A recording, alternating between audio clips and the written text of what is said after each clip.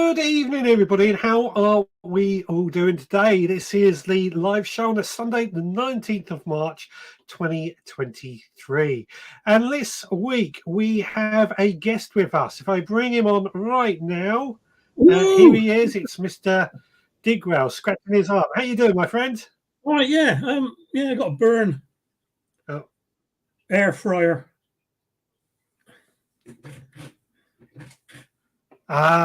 Roast potatoes. Yeah. Can you hear me all right, can you? Yeah, there's a slight delay, but we can work with it. I didn't say anything. Excellent. So before we get into the Q&A and start asking you some questions, let's find out if anybody is actually watching tonight. And yeah, we've got Adrian saying hello, good evening to you. Bally Cillian Allotment the Man is also saying good evening and to everybody. Turbo Streamers out there saying good evening, Veg Podcasters. Philly SPB is also out there saying hello to everybody. Oracle is out there saying hello to everyone, and Stuart Jackson on the other outlet. I haven't seen Stuart yet, actually. Kate is out there. Good evening, Veg Army. Good evening to you. Idaho Garden Girls joined, saying hello to everybody as well. Rebecca has joined, saying good evening to everyone too. Jenny has joined. Hello, everyone. Hope you are all well. Hargrave Gas is out there. Evening all. I'm really looking forward to tonight's chat. Alison O'Brien has joined. Good evening to you. And Steve, hello all. Should be able to make it for at least the first part this evening. Lovely to see you. Thanks so much for repairing my website the other day. We had a slight problem, but he sorted it out. Idaho, way back after World War II, my mum had a pen pal from England. Her name was Rosemary, and she had a son named Adrian. My mum would always read aloud Rosemary's letters. It was very interesting. Always find that time of our history very fascinating. Anybody? Digwell is out there in the audience as well. I think that is. Oh no, not just Greenfingers, aka Lisa, is out there. Apparently, there's no delay for them, so it's obviously working better for them. Alison has got a question for you. Oh dear. Digwell, have you seen Ginger lately? Is that a person or is it the vegetable, the spice? I'm not sure. I'm assuming it's a person, but we'll throw it out there. You've already replied to it, I see. Scott Ambler is out there as well and joining in. So we've got quite a few people in there, considering it's Mother's Day, as well as I think Formula One is going on tonight.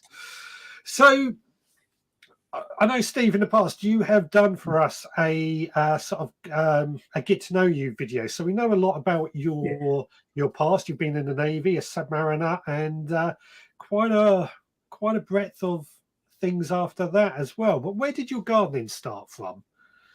I used to follow my dad around gardening, and believe it or not, my early recollection of gardening was 2 years old. Yeah. And I was crawling. Remember the old glass cloches? Remember the glass ones that you held together with metal with little clips? Yeah. I was crawling through one of those pretending to be a frog, and I saw a frog, and I stood up and I broke two of his cloches. Oh. Yeah, that was my earliest. And I used to copy him, and he used to push me around in the lawnmower, And so it's from him really, and his love of fuchsias and primula auriculas and things like that. It sort of rubbed off on me. Then I got I joined the Navy. I couldn't really do much then. But before I joined the Navy, I worked at Severn Vale Garden Centre, which became Wyvale, just down by Thornbury. And it was great. I used to work there from end of school till joining the Navy in the middle of September. And I think that's where I got my love for it, and that's where I learned about compost. Believe it or not, because I was the compost maker for all the potted plants. Excellent. That's when garden centres were nurseries. You know what I mean? So yeah. Not the what they are now. Yeah. So yeah, hey, I nearly did a video for you the other day. I went up to the high fields, and all I wanted was 2 little air plants to go in my terrarium. It took me 5 minutes to walk through, and there's a shortcut, but they blocked it off. You can't get through there. And I was going to get my phone out and walk around. You know? Oh, I better not. They're watching me, like, you know. They do get a bit funny if you go into those places with cameras, don't they? Yeah. I mate of mine got told off for filming the price of compost, believe it or not. So not here, but on another channel. Yeah. Yeah, so I joined the Navy, 3-bed semi when I got married, and that was a case of all proper and nice annual borders with marigolds and whatever's up the middle. Yeah. I got divorced. I'm still in the Navy, so I couldn't look after a garden at all then, and I had a koi pond in the back garden. I don't know if I've ever shown you the pictures of that. I think you did in that video. Yeah, and they all died, so I filled the pond in basically, and I thought, what can I do? So I used some of the railway sleepers to make a raised bed in the corner, put a few veg in there. I thought, I am enjoying this. So I started gardening again. Got an allotment, got a second allotment, and here I am. And I gave up the first allotment because of various reasons, but Yeah, brilliant. And now here you are selling stuff for charity. Here you are with your successful YouTube channel as well. And it's getting there. I mean, it's going to sound really stupid, this. I don't want to be too successful. Because once you've got fame, if you know what I mean, you've got to carry on. You've got to do a Sunday video. You've got to do a Wednesday, whatever, And I've talked to people, and they said they feel pressurized by it, even to the point of not wanting to go on holiday and stuff like that. So I'll just potter along, Yeah. Well, I can see we've had a couple of questions come in already. So first one comes from Stuart Jackson. When sowing potatoes, do you chit or not? Yes and no. I chit earlies, I don't chit main crop.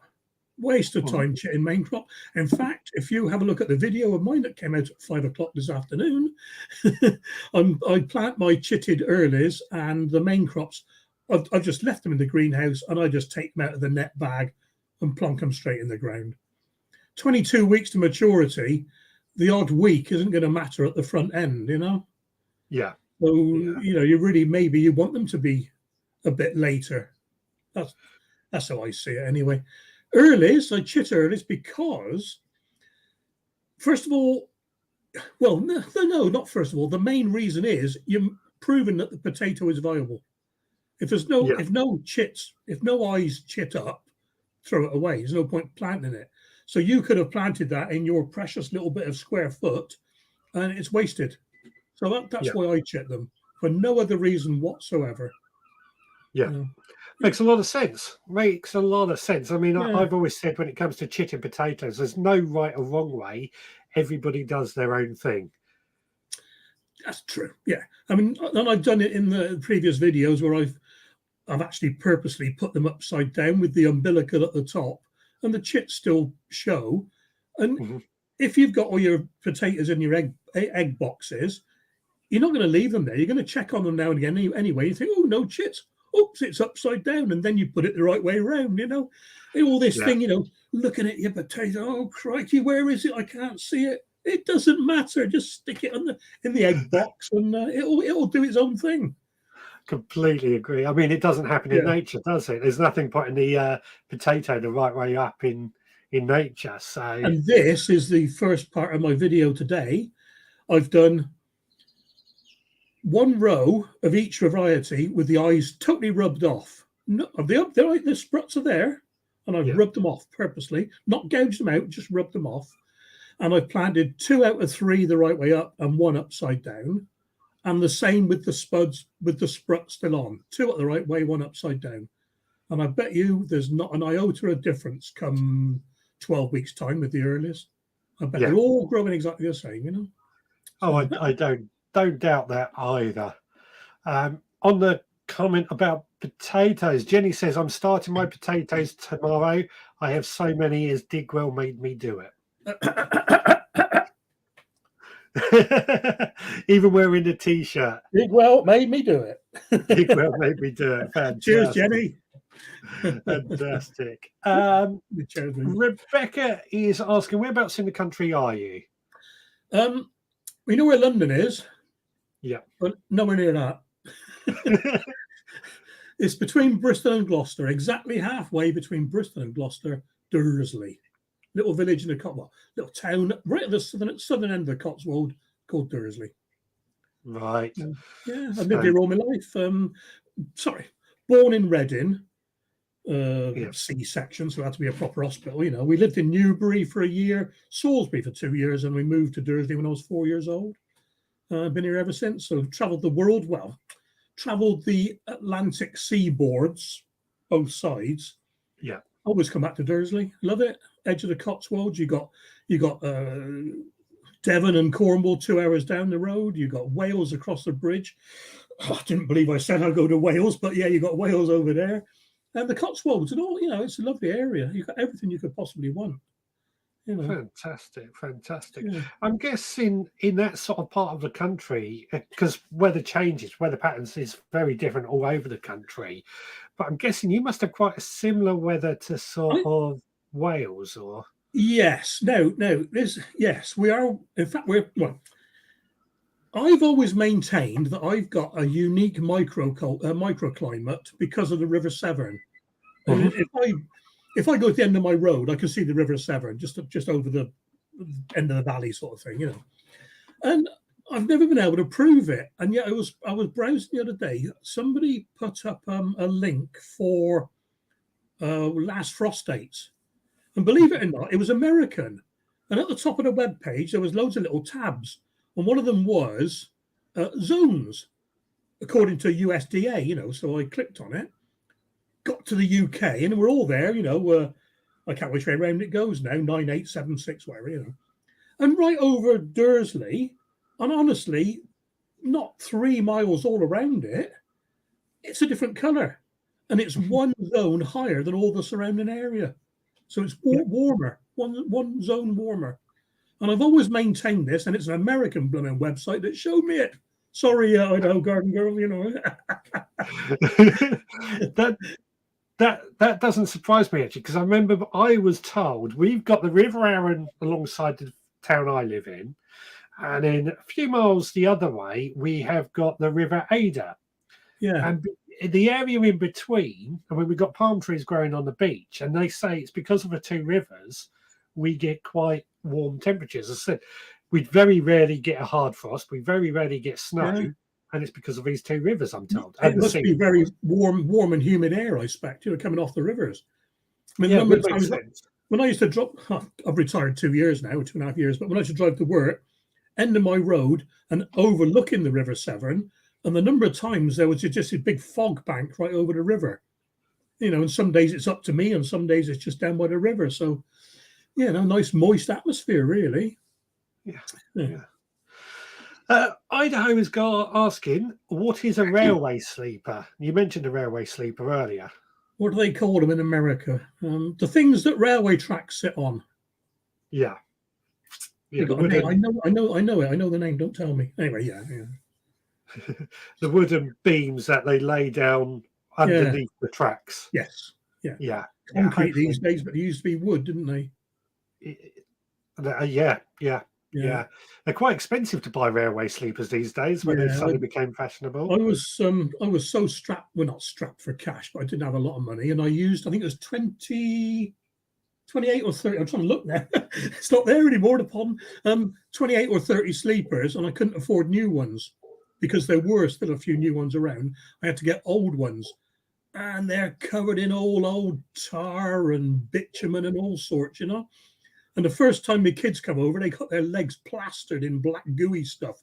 So I had to put like a bamboo frame right round them to stop them touching it. Stuck it to the bitumen, really.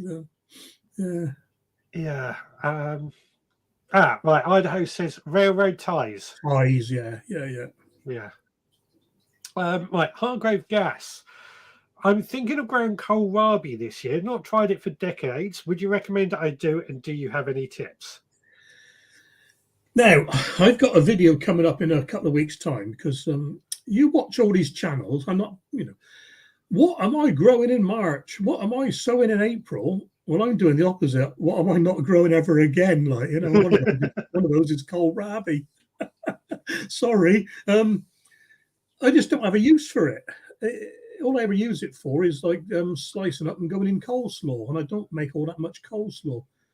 But I can say the one we had with from the club last year was a very nice one. Yep, that was the super schnitzel. Was it? Yeah. Hang on, keep talking. I got me thing here. Yeah, it was super schnitzel. Now, I've got to go. I quite like kohlrabi. I prefer it over turnips. And I generally find Yeah, that anything that would call for turnips, I would use kohlrabi for. yeah, Slaws, stews, stuff it, yeah. anything like that. Even chopped and roasted was quite nice, I found.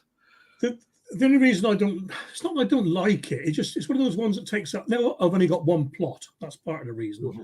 I need to rationalise what I'm growing, and of a scale of 1 to 100, that'd be like, I'm 75. Like, I've got no use for it, so that's why I'm not doing it.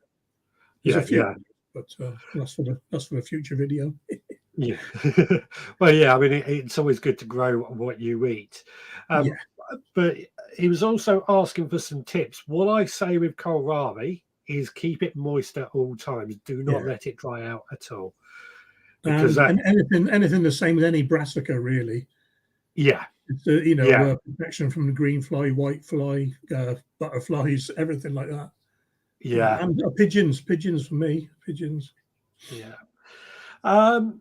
Right, I'm unfortunately I'm not going to be able to read everybody's comment out tonight because this is we found this when we did the last one. So what you can do if you want, if at the end I can go through all the questions and just type answers in the description if you like.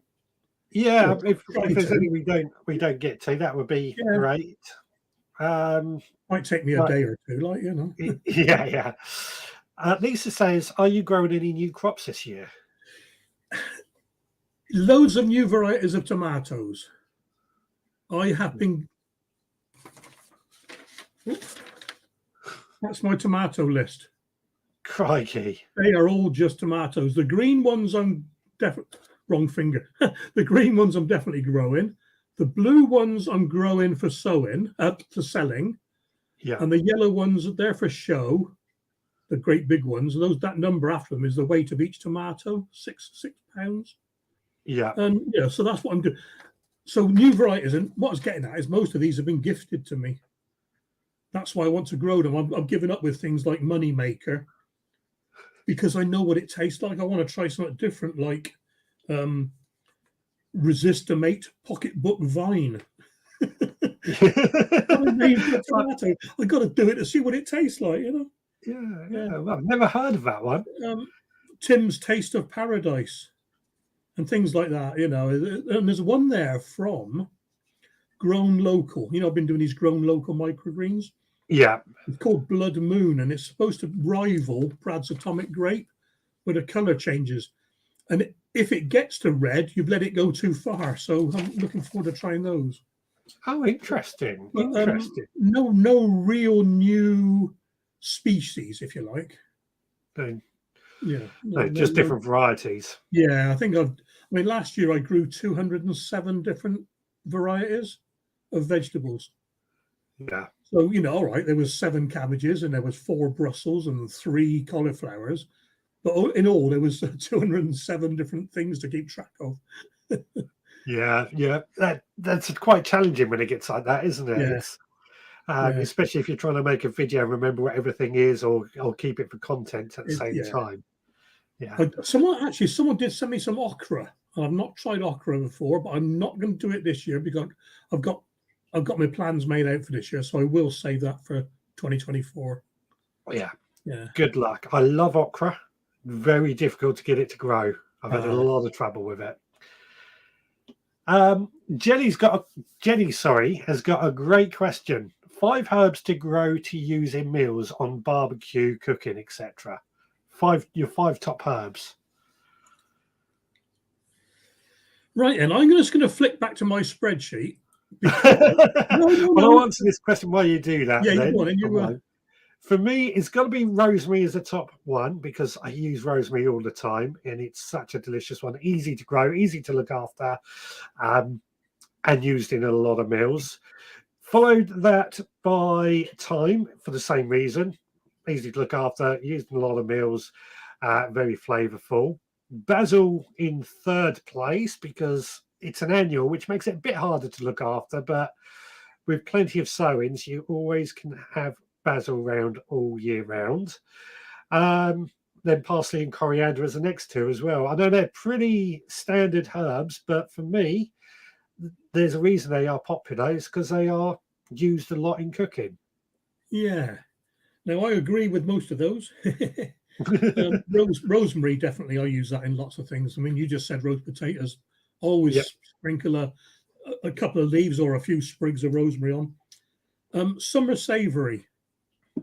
I Yeah. always do summer savoury. Not only is it good with a lot of other vegetables and meats, it's good for the anti aphids and things like that for beans. It grows well with beans, very well with beans. And basil, well, there's so many different types of basil. I've just sown 5 different types. So, and Yeah. that's it. And celery for cutting, celery leaves as a Oh, herb rather than as a vegetable, or as a. So a bit like use them like parsley, but they've got that celery taste to them. It's a different. It's not celery as in stalk celery. It's a separate, different celery just for its yeah. leaves. I got a feeling you might have sent it out last year, actually. I I can't remember now. can't remember. I don't And the remember last that one. what's what? 1, 2, 3, 4. Dill, but not just dill. Dill ducat. Duckat. Yeah. It doesn't bolt. It's cold. It's cold, more cold hardy, if you like. But dill, not only is it great with everything, it keeps all the pests away. It is Mm. it is probably the most useful companion plant of all companions. There isn't Yeah. much you can't plant it with, and whatever you plant it with, it helps. So, Yeah. Very nice. Very yeah. nice ideas there. Steve is asking, I treat potatoes, leeks, and onions as the big three core harvests of the year. What are yours? I can argue with that. I mean, I love my potatoes. To me, the fascination with potatoes is their resilience or their adaptability, and you can do so much with them when you've got them, but you can't stop them growing. Whatever you do to them, they will grow. So bring it and they will grow. Mhm. And you can just put a sliver of skin in, and you'll have a kilogram of potatoes. You can cut the sprut off, and just bury the sprut, and it will grow. Yeah. It's a staple for a reason. It grows. Leeks, yes, leeks take a while to grow leeks. So I'm doing the 3 different types this year over different, not seasons, but just spaced out a little bit. Yeah. Onions, yes, definitely onions. Yeah. You can't. No, I've only just cut my onions down. Actually, I've just used the last 2 from last year, Yeah. and they were Stuttgarter, very good. Nice. The other thing I would say in there as well is tomatoes. I love tomatoes. Yeah. I I could swap couldn't. the leeks out for tomatoes. Yeah, I couldn't tie it down to 3 to be honest, because I could Yeah, also say yeah, garlic as well. yeah. Now, Yeah. garlic. If my garlic doesn't grow this year, I am finishing with it. I've had 3 bad years of garlic. I've done a trial recommended by Tim from Troll Forge Troll Farm over in Canada. Canada. Yeah. He suggested freezing some hardneck over winter in the freezer from October, and I only planted them a couple of weeks back, and Mm. to simulate the cold period. Because what he's thinking is, I'm failing a bit because the cold periods aren't long enough or cold enough. So they've been sat in the freezer at minus 18 for 3 months. And if Mm. these don't grow into decent cloves, then I'm binning it. Yeah. And the other I reason is, when you so cook garlic, it's garlic. Unless you eat raw garlic, you can't tell the difference between one cooked garlic and another. yeah. You could tell the difference between elephant garlic because it's mild, but your normal garlic cloves, your hardnecks, and I can't tell the difference. And I go down Tesco and I see them sat there at 28p for a big bulb like that. I'm thinking, well, why have I wasted all that space for 7 months of the year to get, things that cost 28p? So if it doesn't work, I'm giving up with garlic. So, Yep, it makes sense, especially when space is at a premium. yeah. I could try some in pots, actually. Yeah. Now, this question comes in from Scott. Have you ever grown or cooked with oca, which is the tuber variety, a potato alternative with a citrus taste? Just ordered some seed, but I've never grown or cooked with them. Yes, very, very nice, I'd say. They're I didn't find them too hard to get going. And there's different varieties again. You get the red ones, the yellow ones, all different types. Is that the one, oca? Yes, it is, isn't it? Yes, that's the one. Yeah. Yes. And you get ones that look like I don't know, what do you call them? Magpies, red and white and blue and white, all different colours, And yes, they're very nice, but I didn't get the yield that I would get from a potato. Mm-hmm. So one oca would give me, say, half a kilogram, whereas a potato would give me 1.5 kilograms. So they're very nice. They look very unique on a salad, very different. But whether it's worth growing or not, I don't know. It's one of those things. When I got my first plot, I tried loads of things, different things, different veggies. What's those? Skirret. I tried skirret as well.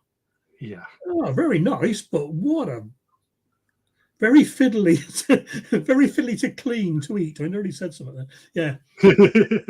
It's not worth the hassle, you know what I mean? Yeah. No, totally with you again. It's there's a reason we have favourites in this country compared to other countries, and it's often because they don't grow as well. Yeah. Skirret, for example, would be good if you had very sandy soil. Yeah. But I was on clay, and I had to clean every little nook and cranny out of the clay. You couldn't even wash it out. I had to clean out the little end of a nail file, Yeah. So, Jenny is asking, are you growing a majority of your tomatoes outdoors? I have 65 varieties and try more outdoor growing. I am not growing the majority of my tomatoes outdoors. I'm growing all of my tomatoes outdoors. I do not have an indoors. I have a greenhouse, and I grew tomatoes in there 2 years ago, I think it was. And the same varieties outside tasted nicer. Roma and stuff like I did 3, I think it was, indoors and 3 outdoors as a comparison. And the outdoors ones were nicer. So I'm not bothering with the greenhouse anymore. Yeah. Luckily, from one aspect, my house is white rendered, which is great for gardening, but crap for looking after. But the front of my house is totally south facing, perfectly south facing. And all my tomatoes grow against the south facing wall or within 10 or 15 feet of it, 10 feet of it. And they love it. They love it. And all my chilies are outdoors, every single one of them. Yeah. Yeah, nice and warm there. Yeah, you don't get any problems with blight. Sorry again? No. There's nobody else on my estate grows. I'm the only person on my estate of 30 houses. It's a little cul-de-sac, this sort of shape, And I'm the only person with any vegetables or anything in the front garden. So nobody grows anything. So there's no risk of any blight or anything like that blowing in. Oh, well, very, very lucky. Yeah. Right, this isn't so much a question, it's a comment for me. Am I aware of the break-ins on the plot on Friday night? Yes, I am aware. Mine wasn't broken into, luckily, but it was the kids again, from what I understand. Do you remember last year we had trouble with kids breaking into our allotment? They're around again this year. Bill and Val is on the same allotment site as me, so was your allotment okay? Is the next question. It must be a constant worry, It's no, unlucky Bill, Val. Oh, sorry to hear that. Yeah. I mean, unfortunately, it's part of allotment life. I've always said, as annoying as it is, allotments are easy targets, so thefts are going to happen and break-ins. I mean, it's a bit like I know it doesn't happen so much these days. Car thefts of car stereos, and say 20 years ago, it used to be a thing, didn't it? To nick a CD player or a cassette player. But what would happen is you'd buy a new one off the insurance, or you'd buy a new one anyway, and 3 weeks, 4 weeks later, you get your car broken into again and the new one stolen, because the thieves know you've gone and got a new one. And it's the same with allotments. You know, you replace your tools and they're back again. So I know maybe kids are different, but the professional car boot people, you know, they do it. They know that you're going to get a new strimmer, and so they come back in a couple of weeks to take your new strimmer. Yeah. I mean, I go with the rule that anything I have on the allotment I can lose. So Makes sense. Yeah. Stuart Jackson is coming with another question. How would you deter mice from the garden? He has some in his raised bed and in his greenhouse. I do have some mouse traps. I've only ever caught one mouse, and it's a humane trap. I'll tell you a story about it in a minute. And the peppermint oil. I use peppermint oil now. Just sprinkle it around. They don't like the smell. They just don't come in. I'm not sure if it would work to get rid of them, but if you put it down as a preventative before they get there, I don't think they will bother. They'll move on to somewhere that smells nice to them. Yeah, anyway, so I caught this little mouse, old Mickey. It's one of those mouse traps that wobbles. You know, it climbs in to eat the peanut butter, it trips, and he's inside. You can see him. And it gets a bit smelly because he does his wee and it stinks. Anyway, so I thought, I can't dispose of him like this. So I took him to the end of the road and let him go. Put the trap back outside again. I thought, the mouse. Oh, Gordon Bennett, I got a bit of a problem here. This happened for 3 days, and I thought, hang on. The first mouse I did had a little white patch by its ear, and this one's got a little white patch. It was coming back.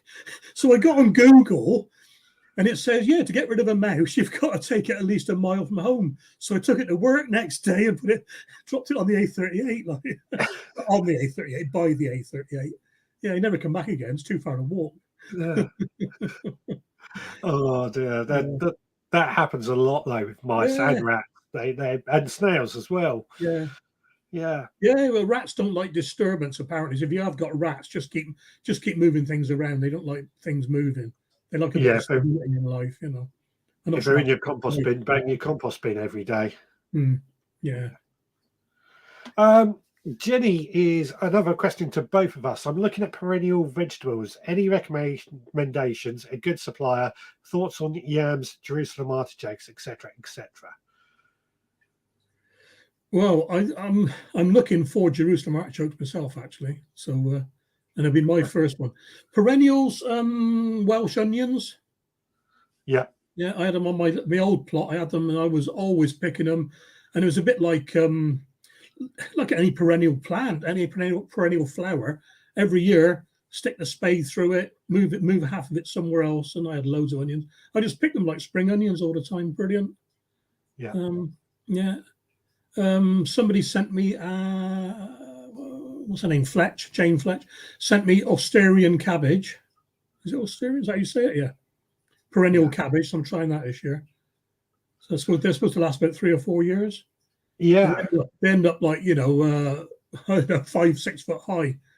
Once you just pick the leaves from the top and the stalk stays there. It's where you get the walking stick cabbages from, That's right. So I'm trying that this year. But perennials, that's it. I mean, most of mine are annuals, really. Yeah. I've got to admit, when I'm thinking of this question, I did grow Jerusalem artichokes, but we've decided to get rid of them this year because we weren't really eating them. Now, I loved the stuff when we first started growing them. We used to make Jerusalem soup, Jerusalem artichoke gratin, delicious. But the after effects were always quite. So this is back to the previous question, really. Are you trying something different? If I can get some decent Jerusalem artichokes, I would like to try them in a bucket or two, but they won't be in the ground, that's for sure. Yeah, I would contain them. I would highly recommend that.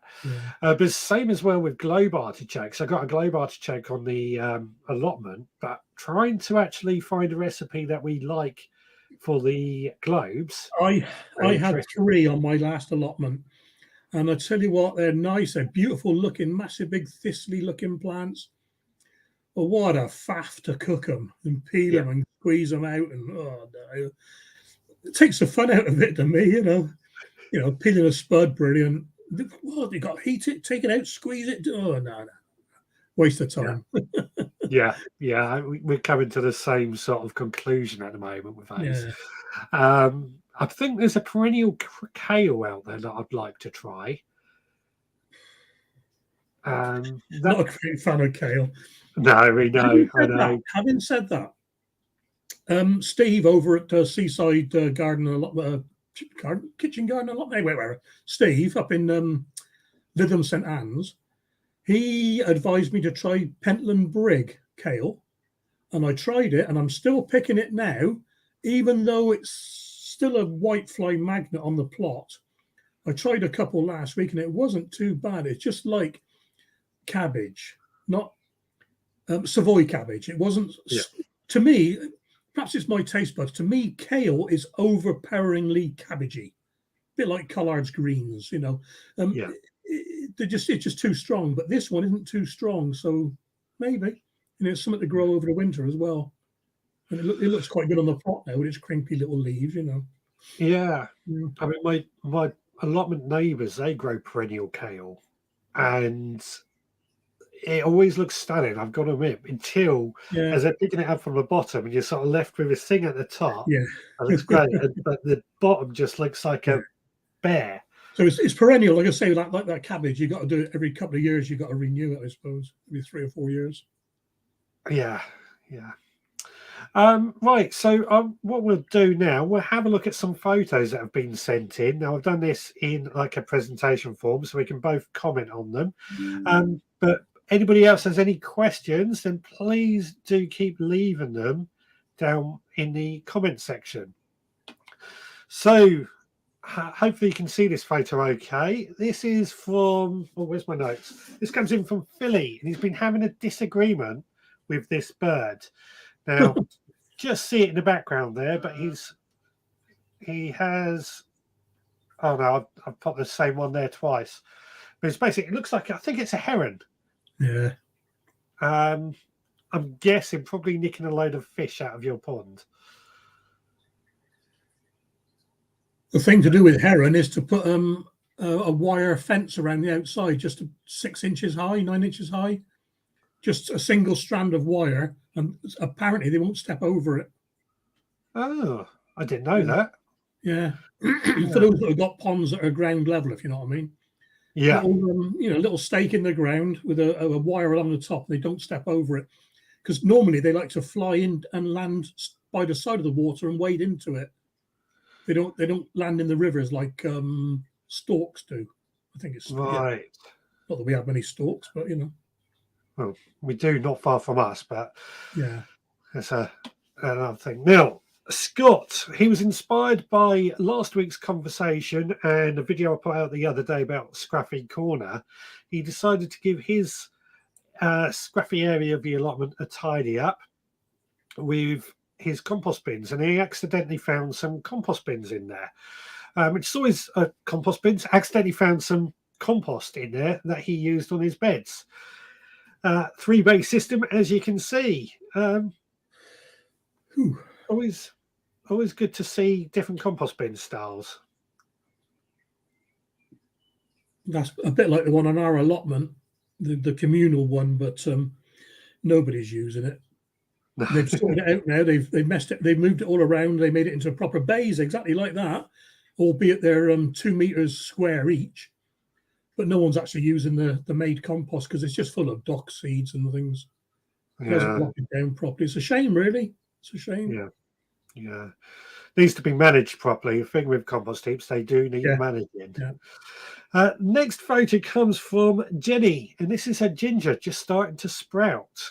Now, I don't know if it was Jenny that mentioned ginger earlier, but that's a good sign. Good sign to see the ginger growing. I was on a live chat with a couple of mates over in Canada after the show last week, and the ginger came up. And as soon as it gets about 6 inches high, what they do is they take it out of the ground, rip off the bit that's growing, and then replant the old tuber, or if you call it a tuber. So plant the new one on as a fresh plant with its roots. Put your little bit of ginger that you've got in the supermarket back in the ground, and it reshoots, and it just keeps going and going. and you end up getting four or five times as many plants as what you would do normally. That's interesting. I've never heard of it myself, but they convinced me. So yeah, I might try that one year. We'll try that one day, I think, or 1 year. Yeah, as long as it's got roots on the shoot, it will grow. Yeah. Now, this photo comes from Kate, and she's showing the difference with two different sunflowers, one grown in soil and the other grown in hydroponics. I know you're into your hydroponics at the moment. I've got to say, the growth on the one in hydroponics, the bigger one, looks absolutely amazing. Yeah, it's good. I love the hydroponics. I really do. The only thing is with them compared to, let's say, normal gardening, is it does take a little bit of looking after, because you have to control the pH of the solution and the electrical conductivity, the EC. And every now and again, you've got to flush it out, change the water, wash your compost through, or wash your growing medium through, just to take out any excess salts and then start over again. But, but if you're only using it for raising cuttings to go out, fantastic. Yeah. Yeah. Excellent. Yeah. Excellent. Good way.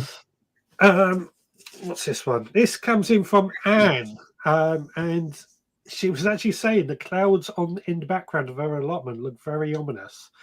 I'm guessing this was taken in the evening with that red sky, but there's some sun and clouds out at the moment.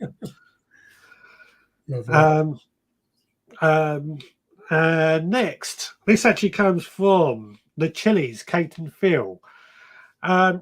This was yesterday. Lovely day yesterday. I don't know if anybody was out gardening yesterday, but we had such good weather.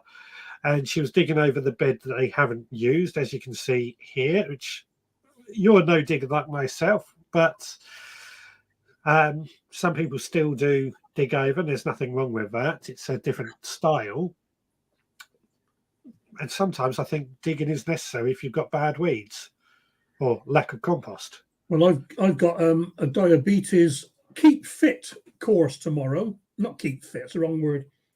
It's a lifestyle change initiation, and I've got to wear, where is it? I got this new watch I got to wear for 6 weeks, and they monitor what I'm doing, and I'm pretty sure they're going to say to start digging the allotment rather than no digging it.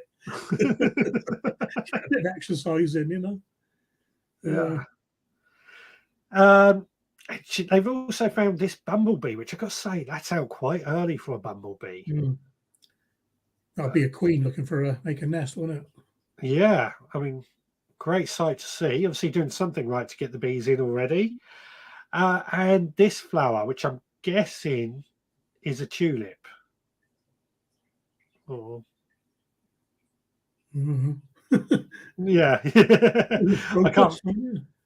I can't remember if she said what it was, but it looks absolutely beautiful, I've got to say.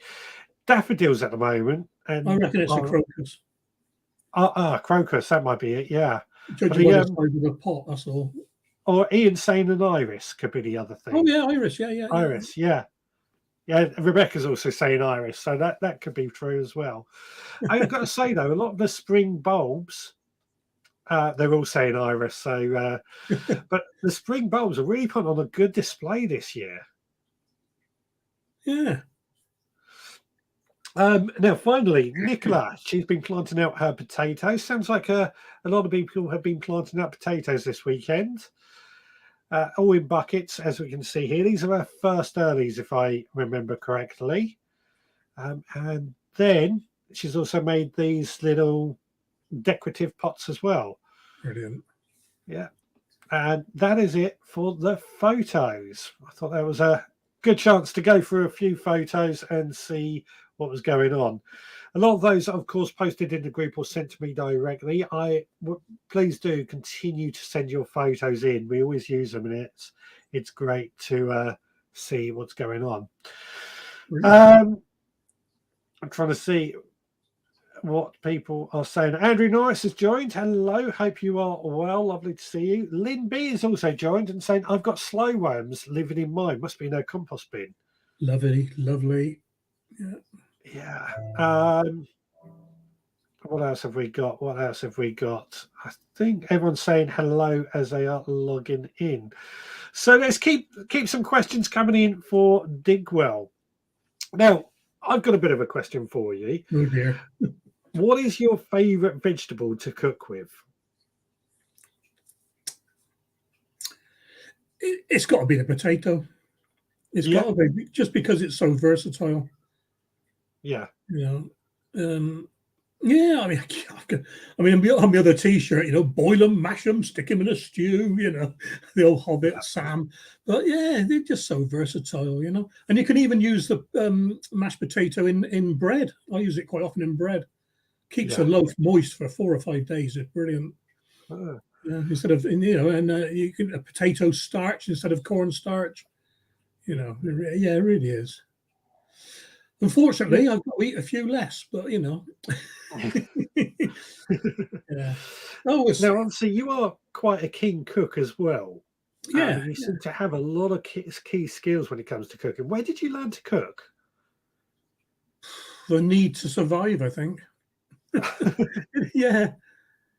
Just I got fed up with it was not TV dinners, but ready meals for a lot of the time, and I just thought, let's try this, try that, try this. There's got to be a better way of doing this, so I try it this way, and I love experimenting. If I'm, for example, my granddaughter's coming over. I pick my granddaughter up every Tuesday night, from school, and take her back to her place. But we've got 2 hours, so what I'm doing now with her, we're doing like a cookery lesson, and this week she wants to make a treacle tart. So not just a treacle tart. I can't just do a treacle tart. I've researched treacle tarts, and I've taken a bit of this recipe and a bit of that recipe, and this one has butter in it, and that one has egg in it, and I move it all around, and I make a digwell treacle tart. So it's a little bit different than anybody else's, Yeah. Anyone can copy a recipe off YouTube, off the internet. So I just like to do something different, Yeah. It's quite funny actually. We did Scotch eggs last Tuesday. She aced it, I tell you. You can't. Can you see that? Hang on. Oh, that's the air fryer there. That's the air fryer. Yeah. So we did Scotch eggs in the air fryer, and she stripped the sausages down, took the skins off, boiled the eggs properly, and peeled them, and all this lot. No shell left behind. And then she did the dry hand, wet hand technique of getting the flour and the egg yolk and the panko breadcrumbs on, and air fried them, sprayed them, spritzed them with a little bit of oil to give them a crispy coating. Absolutely fantastic. Yeah, she's she just turned 11. So yeah. Wow. So I told her, you've got to start taking notes of all these recipes, because 6 months, summer holidays, I'm going to give you an exam. So what do you mean? I said, well, I'm going to, all these things you're making, I'm going to say to you, I want tomato soup with a Scotch egg, and I want you to make it, or something like that. So she's writing all the recipes down like mad now. So hopefully she'll do the treacle tart tomorrow. Excellent. Yeah, I've got time to make the pastry properly, so it might have to be out of the fridge section in Tesco, the pastry. But yeah, it was. But yeah, so I just self-taught really. Self-taught, fantastic. Right, a few questions have come in, so I apologise to everybody if I don't read your comment out. There's just going to be quite a few coming in. Philly is saying, I sent you all the seedlings growing this morning too. Sorry, I missed that one. That was a photo he obviously sent to me. I didn't show every single photo that was posted either, because it's getting into time constraints now. Ian says to Digwell, what is your favourite fertiliser? I use different fertilizers for different reasons. So I'll use chicken manure pellets as a general organic-y type slow release thing on the no-dig beds. But for show vegetables, potatoes, I use potato fertilizer in the compost in the buckets. I like Q4 Professional powder as a quick-acting perk me up type fertilizer. I've got a big bucket of that in the corner over there. That's 5 kilogram bucket. And those two things just there, that ready looking thing and the green thing below it, reach it is easier, isn't it? Escalate 12 star, Eschelate 12 star. That's got all the micronutrients in micro, all the little borons and things like that, and sulfur. And that's got NPK in it as well, that one.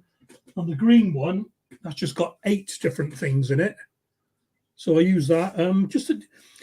Have you ever heard of a thing called Liebig's barrel? You ever heard of that? No, I can't say I What it have. says, right? What it says is, and what it says is, a plant can only grow as good as its poorest nutrient. So you imagine a barrel with all its staves around the outside. If Yeah. this one here is low, just say that's boron, then all the, it can't grow any higher because all the rest of the nutrients are all up here, but this one's too low down to benefit the plant. It's like a barrel leaking. So if Yeah. that stave's broken, the water will rush out of the barrel.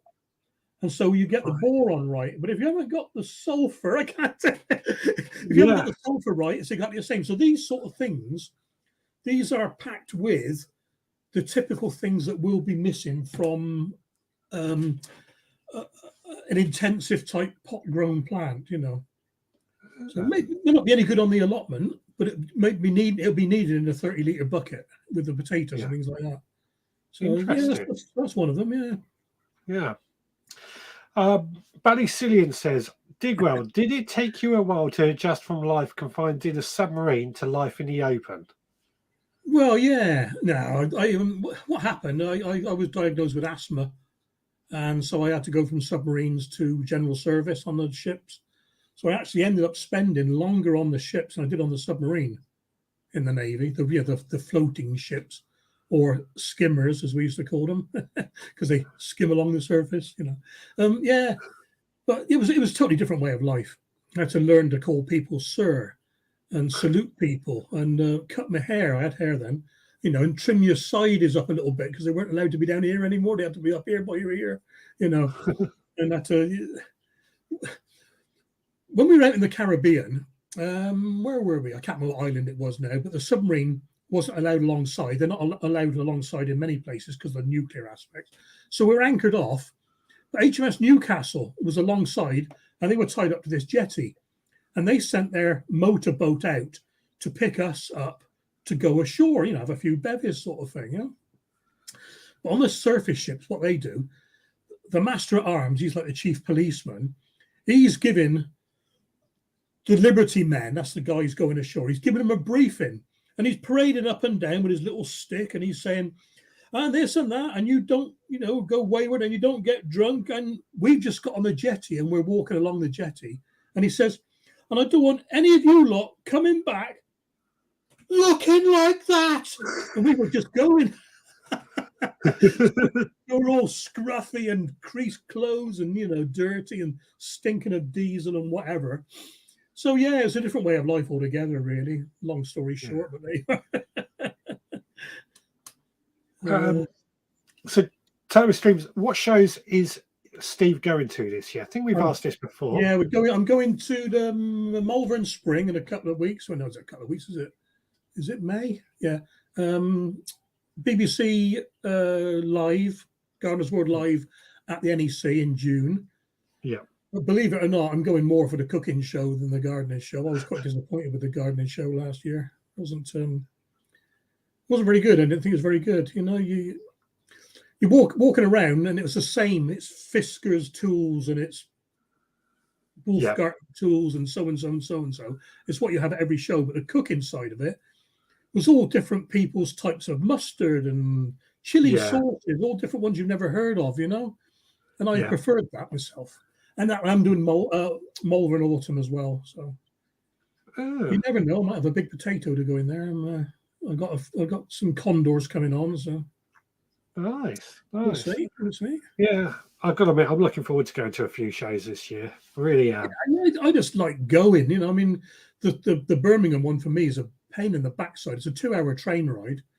Yeah. But then again, it's an hour and a half driving the car, so I might as well just get the train, Yeah. And make it a day out. And taking a friend of mine as well, so she'll enjoy that as well. So nice. Yeah. What day are you going to the Birmingham one? The Thursday, first day. Yeah. First day, get it over with. I'm figuring out what day to go at the moment still for that one. Yeah. Now, this is a good comment I've noticed. Anne is saying, my old allotment club used to produce a members recipe book each year. Very popular. Even did one completely with potato recipes. That is a good idea. Yeah. Perhaps we should do that with a group of us lot. That'd be very good, wouldn't it? That'd be great, wouldn't it? Submit a recipe or whatever. Yeah. Yeah. Yeah. That might be something we can do in the future. That'd be good. Rebecca says, do you still have 2 plots? And if not, would you like more space? Now, I gave up the council plot. It was getting unmanageable. It was on my plot was on it's on an old quarry. The whole area is called the quarry, and my particular plot, there wasn't an inch of topsoil on it really, and all the stones were those horrible ones that are too big to pick up and throw away, and too small to dig through. They're 3-inch stones that you jar yourself when you're. So I did raised beds, and it got to the stage where the white rot was creeping in, and somebody else told me they had club root. I don't know. And the bank is on a slope. It's on a slope like that. And up this end was a reinforced bank, and the bank was falling down. And every year, my plot was getting shorter by a foot. And if you look on Google Maps, the footpath was going like this. It was getting pushed into my plot. And I complained to the council. They do nothing about it. So I thought, let's concentrate on one site. So that's what I've done, really. I don't miss it at all. I don't miss it. It's given me renewed energy at the plot I've still got. So yeah. Makes sense. I do remember the photos of your plot sort of slowly falling in. It's weird. It's well weird. When I first went there, I said to them, "Can I cut this tree down?" And they said, "No, you can't cut this tree down."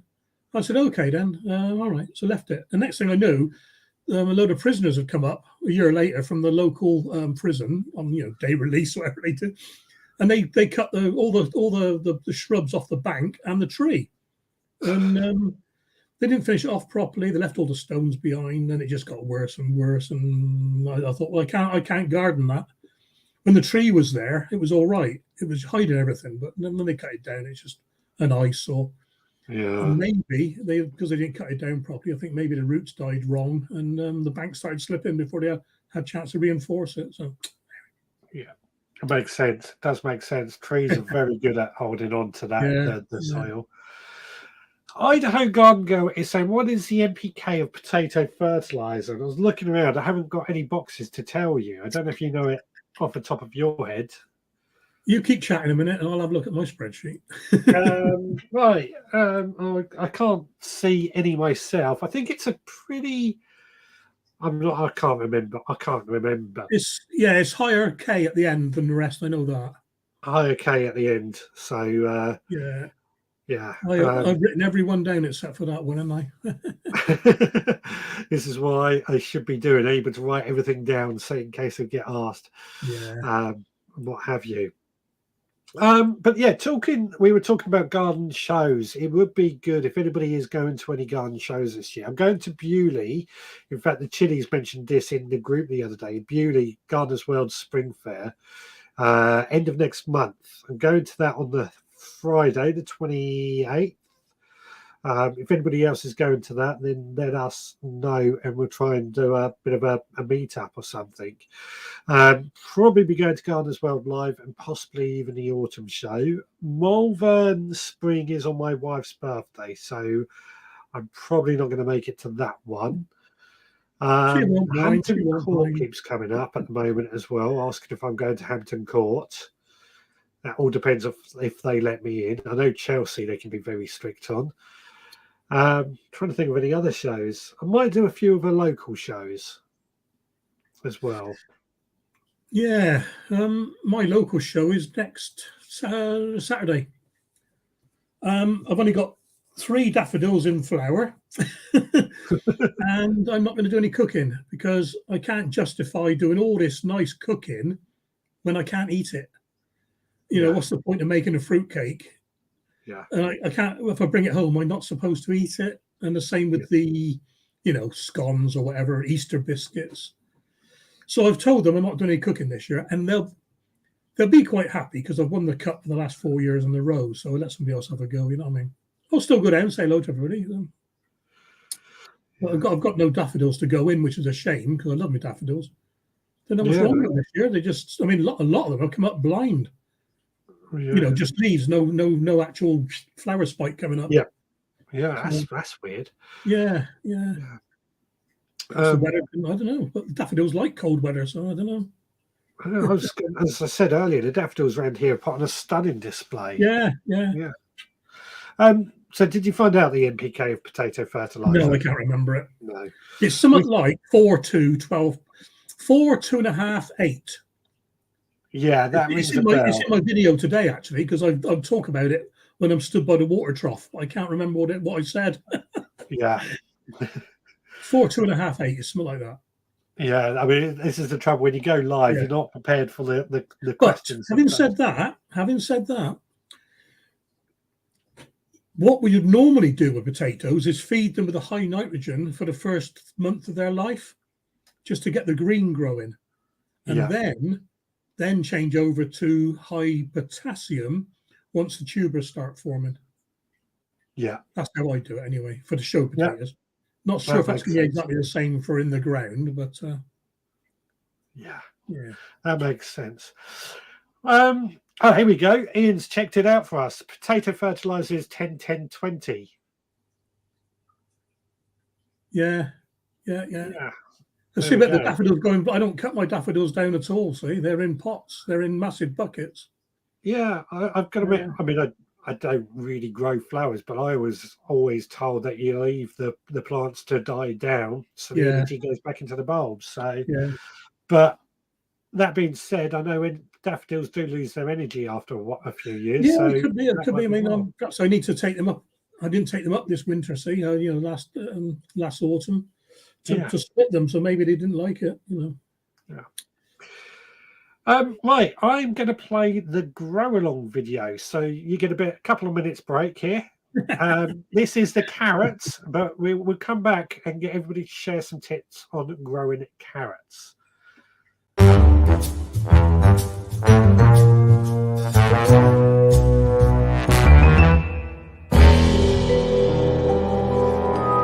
Right, well, as promised today, we're going to be sowing carrots, and I'm actually going to be sowing these outside directly in this bed. This is going to be the root bed for this year. Right, well, in this bed, as I said, carrots are going to go in here. We've got Swiss chard, which has been grown, or perpetual spinach, that's been grown for a few years. We've also got elephant garlic and shallots grown down there, and I've also planted out some spring garlic. But that doesn't really help us with the carrots. What we're going to do, I don't bother with a straight line, a bit of string. That would be the better way, I know, the neater way, but I can't be bothered. We're going to make a drill about 1 centimetre deep, and then into this drill we're going to pour the seeds. These seeds are really quite small, and they're going to be a bit tricky to try and get them sparingly. These are a variety called early Nantes.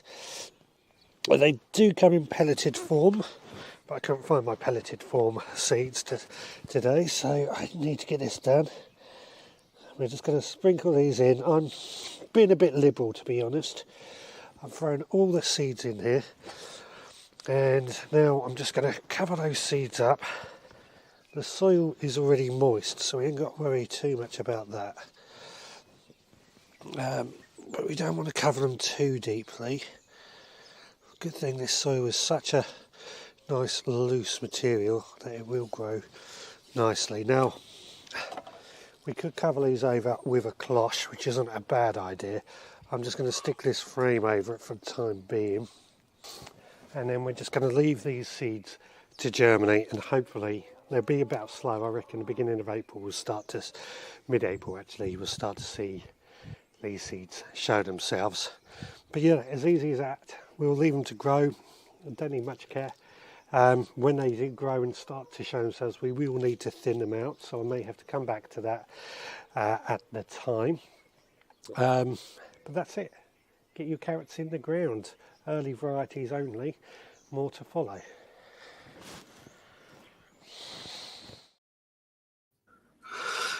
So there we go. That was growing some early Nantes 2 as a variety carrots straight in the ground. One of the very few things I grow directly in the soil. It's never good to grow carrots in plugs to start off. Sorry?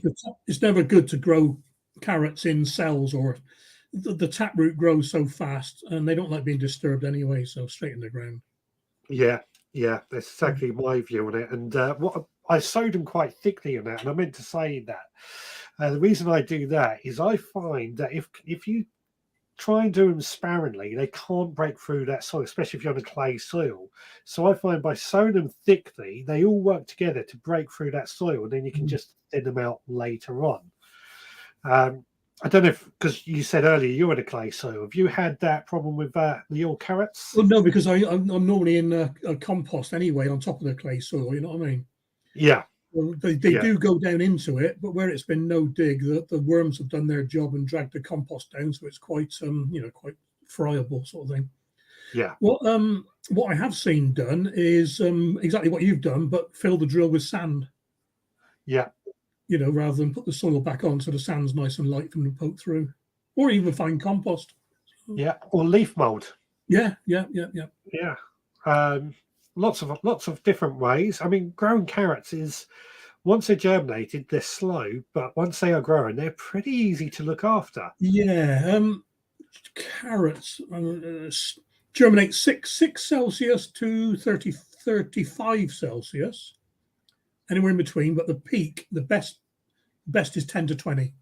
Yeah. So as soon as the soil warm, you might see nothing for a couple of weeks, but as soon as you get that warm spell, which your cloche will help with, as soon as you get the soil a bit warmer, boom, they start going like. So you're right. Yeah. I saw you. If you didn't want to sow them thickly, what you can do is mix the carrot seeds with non-fungicidal wallpaper paste. So get some wallpaper paste, mix them all up, and then do it like an icing bag and squirt them in the drill with the icing bag. And it splits the carrot seeds up quite a lot. And the wallpaper paste is nice and wet, so it gets them going. And it's a bit like frog spawn. It gives them something to eat when they first start off. Or failing that, you can use cornstarch. Yeah. I've never heard of that, but that sounds. Mix them all up in a jam jar, put it in your icing bag or any old carrier bag would do, with a corner cut off, and just squirt it into the drill. That's a very interesting idea. I might have to try that one. Another secret gone. That's always good. That's always good to share secrets. Now, Scott says, I always put too many carrot seeds in and never thin them out enough. So this year, for the first time, I'm trying seed tape. Yeah. I've tried seed tape in the past, but it was fine on my older allotment, which was quite sandy. But I find here is the clay soil is just a bit too much for the seed tape. But it does work. It does make it easier than thinning them out in the future.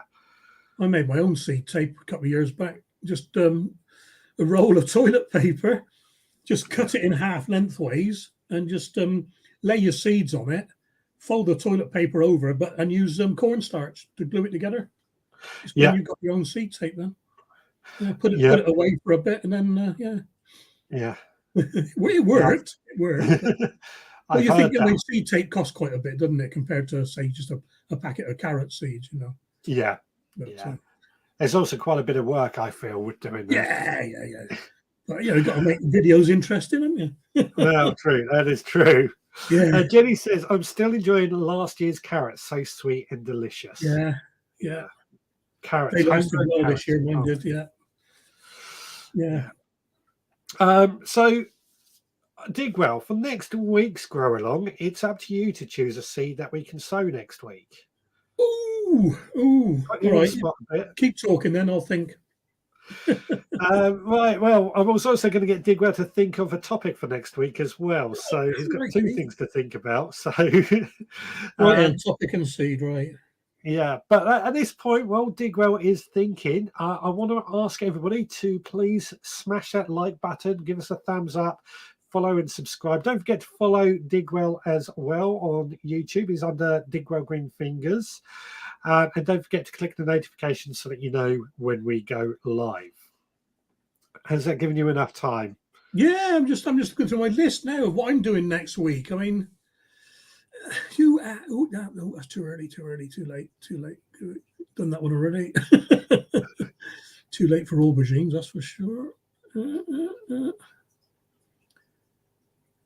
Peppers, potatoes, Spinach. You've done spinach yet? Yes, you've done spinach. Yeah, we've done spinach. Yeah, I actually Spring just. onions.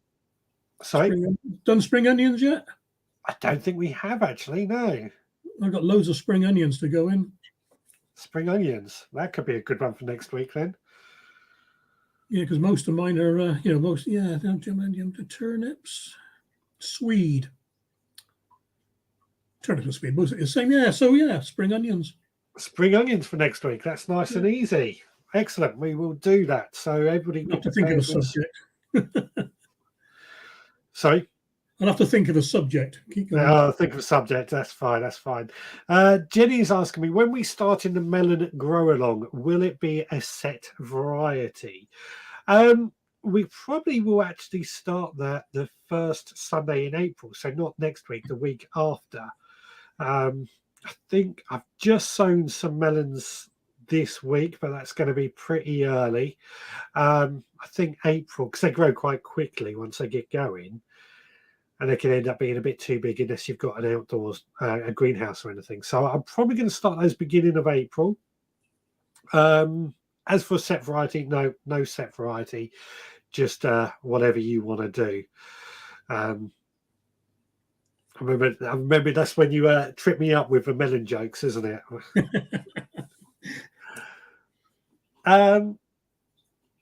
Turbo Stream says, I sowed the club peppers this week. The last sowing failed. Probably too cold then would be my guess. Peppers can be, again, like we were saying with carrots, they need that temperature to be just right. So 20 degrees, which is why they're really an indoor one. I'll tell you what I've noticed on YouTube is more and more channels these days are chitting peppers rather than, sowing them in compost. Excuse me. Yeah, chitting them on tissue paper and waiting for the little root to poke out and then planting them. Yeah.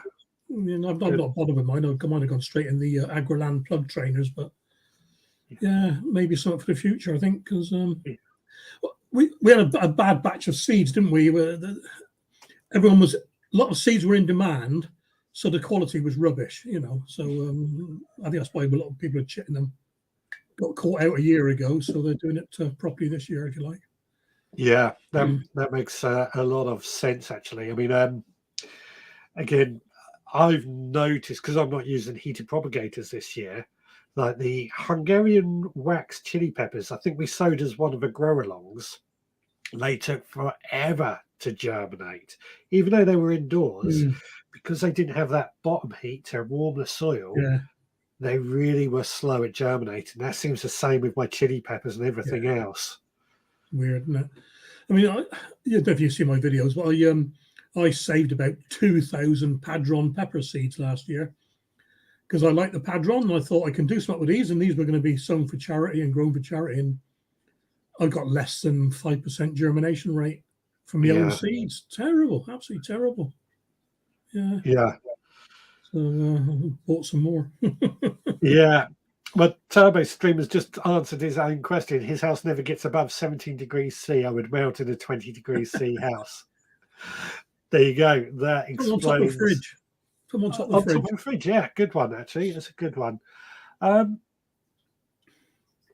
saw this comment from Mel Veg and Flowers, actually, when we were talking about blind daffodils. Old deers used to fold over the leaves.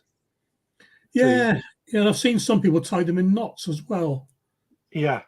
I think it's just, what you're trying to do there is you're trying to force the nutrients from the leaves to go back into the bulb. Yeah. Just advance it by a few weeks. Some do, some don't. I just let mine die off, Yeah. Yeah. If they're in the garden, though, and you want the space and they're ruining your display, then, by all means, tie a knot in them. Yeah, definitely. Graham is saying a lot of people had poor germination with Zebrune shallot seeds last year. Yeah. And the other one is, what's that red lettuce everyone was after last year? I think there's only one supplier. There's only one company was growing this lettuce to sell on, and everybody had, Thompson's, Sutton's. I know they're all the same anyway. Yeah. But even people like, are not Real Seeds, a bad example, but all even the small companies everyone's getting complaints about this lettuce. Oh, I can't think what the blooming name was. I'll come back to you in a minute. Was it Red Frills or something? Was it? No, I don't think it's got red in the title. Yeah, Right. so when you think about it, it's not everybody can grow every vegetable to sell, can they? No. You know what I mean? No. Idaho is saying, I began sowing chilies indoors a week ago and one has germinated, so that's a good start. Thunder Mountain Longhorn is the first one to come up. Good, yeah. Cool, that sounds Yeah. nice. I mean, Idaho gets a longer summer, so she can get away with later sowings for chilies. I would say chilies, peppers, aubergines. It's almost too late to sow those three now. Yeah, I had a packet arrived the other day from somebody.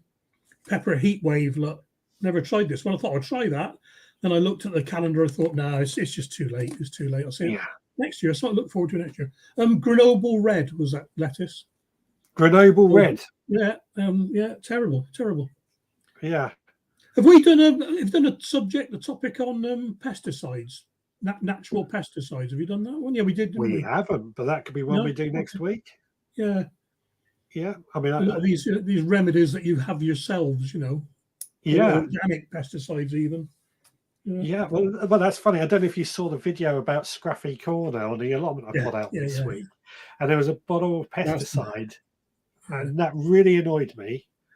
Well, when I saw that, I thought, well, I've been there in the compost bays I was just talking about. I pulled out half a bottle of car antifreeze. And the lid was open. The lid was half open on it, and it even had the poison symbol on the label. The aquatic poison symbol, the fish. So there's only 39 plots on our site. So some gardener, some plot holder has just chucked a bottle of antifreeze in there, and it can't have come from the road because it's nowhere near the road. Nowhere near. It's come out of someone's car. Absolutely shocking. That's another reason I won't use the compost, though. Yeah. We spoke about that a lot last week, didn't we? Like, crazy. Compost is a bit of a dodgy, unless you know what goes into it. And as we said, greenhouse waste, garden waste, compost. Green waste. Yeah. Money Boots has joined and said, "Sorry, I'm late. F1 was a late race, but we'll catch up on the replay on what I missed." That's F1. That's a hybrid. Jenny says that is disgusting behaviour, talking about the pesticide and it was terrible. I saw yours, even the washing line, for heaven's sake. Yeah. I mean, there was also a bit of wood that was thrown in there, which I didn't mention, but I could accept a bit of wood, but find those bits. I didn't mention it either, but someone had smashed up a pallet by ours and left all the pallet wood there, thinking they're doing them a favour, but they left the nails facing upwards. All the nails were sticking up, and the kids of the families play there. And I put what I could around the back of the compost bays and told the garden centre owner, and they cleared it away now. Yeah. Absolutely no regard for other people's safety whatsoever. Yeah. Rebecca says on that same point, we can't call them a gardener. Shocking. Well, I have a few choice words, I'll tell you. Agree.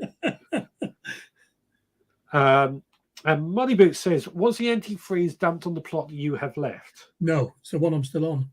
You're still on? Yeah. Absolutely disgusting behaviour. Because I know I've mentioned it before, but what it is, it's a garden centre, and they've made 39 private allotment plots. But because the driveway goes up to the garden centre, and because people have to drive past our allotments, they're a bit of a showcase. They are very, very good looking allotments. So we're not allowed any greenhouses or sheds or polytunnels or compost bays or water butts. And what they've done, they provided the compost bays for us. Great, brilliant. But like we're saying, they're not been looked after. All manner of rubbish has been chucked in there.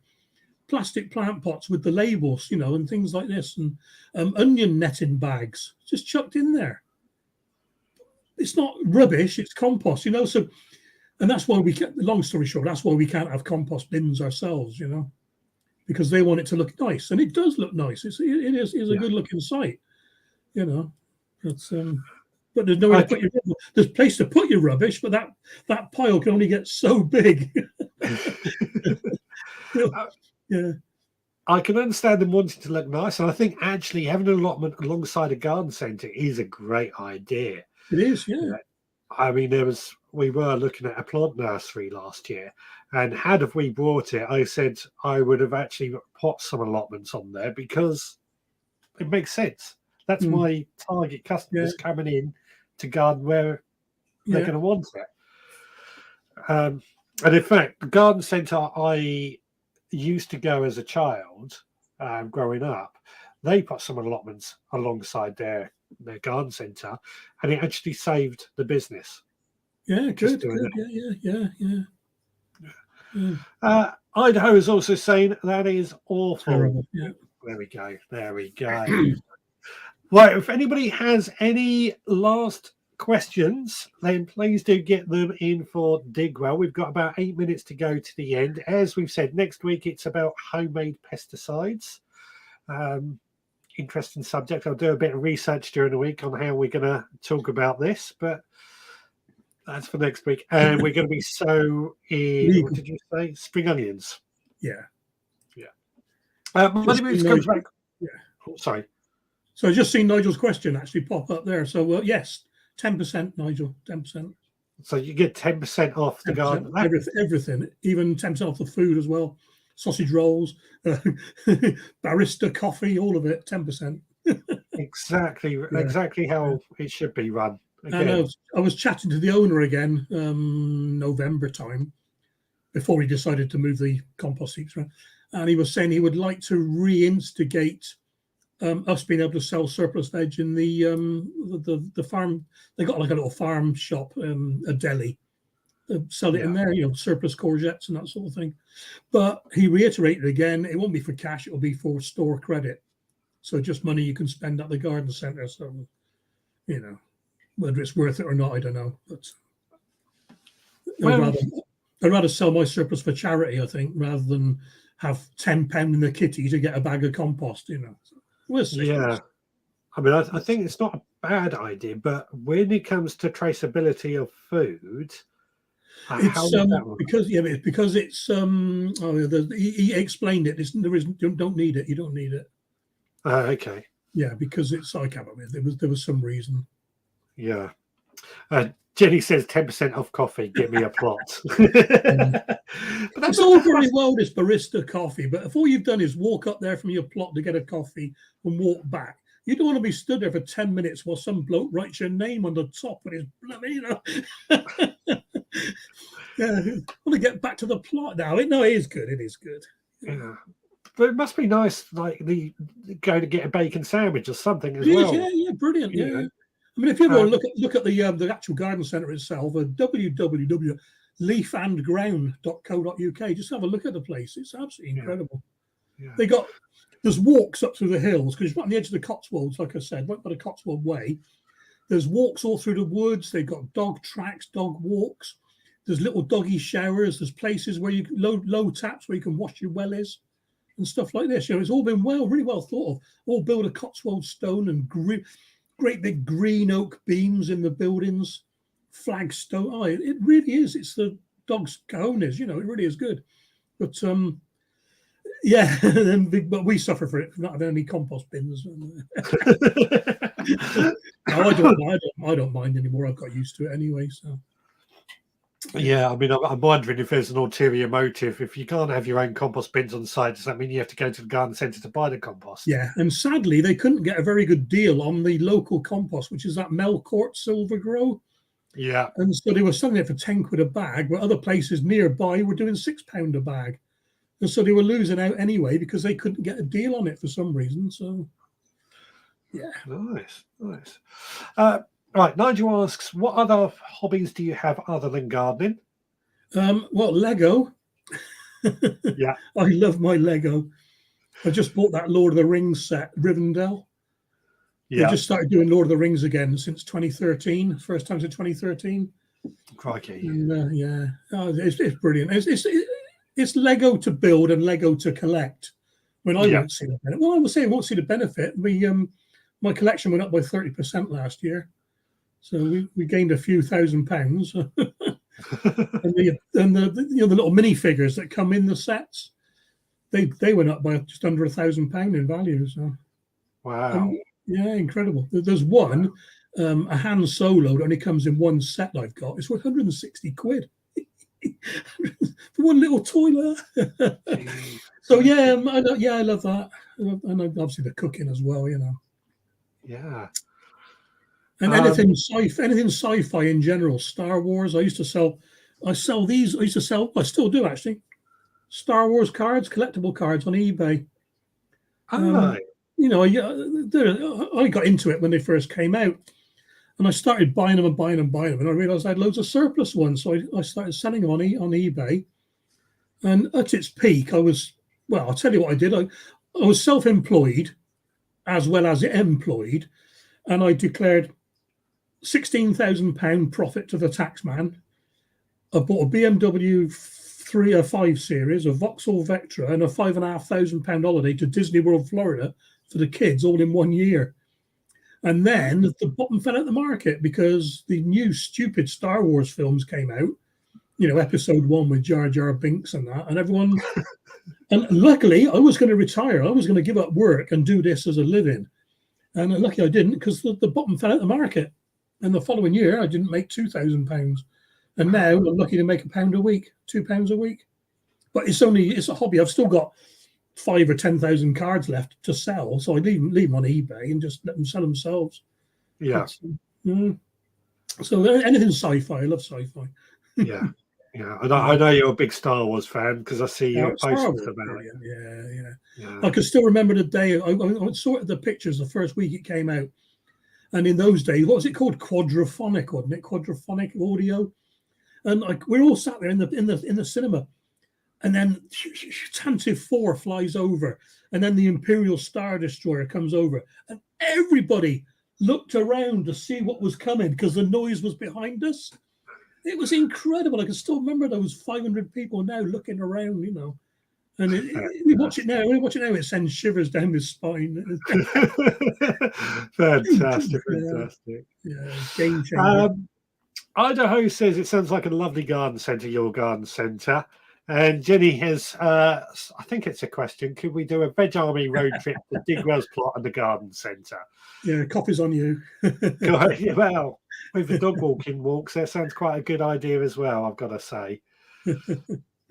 Right, well, it is 1929, so we're coming to the end of this week's show. It's been a really good one, Digwell. Thank you so much for joining us and great chat. opening yourself up. Yeah. I spoke more today than the last week. Sorry? I spoke more to people today than I have in the last week, I think.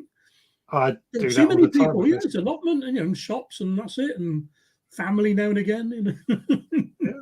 Yeah, excellent. I know you were a little bit nervous when I spoke to you about it. I hope it wasn't too bad. Nervous of being grilled, but I wasn't grilled. So, you know, I was waiting for someone like Nigel to come and, I got this persimmon that won't bud, and can I artificially inseminate it by doing, you know, yeah, cheers, Nigel. You know, that's what I was thinking was going to happen. So, no, luckily not. Well, thanks so much, Diggy. I am going to remove you from the stream, and then I will sign off. See you soon, guys. Thanks ever so much. No worries.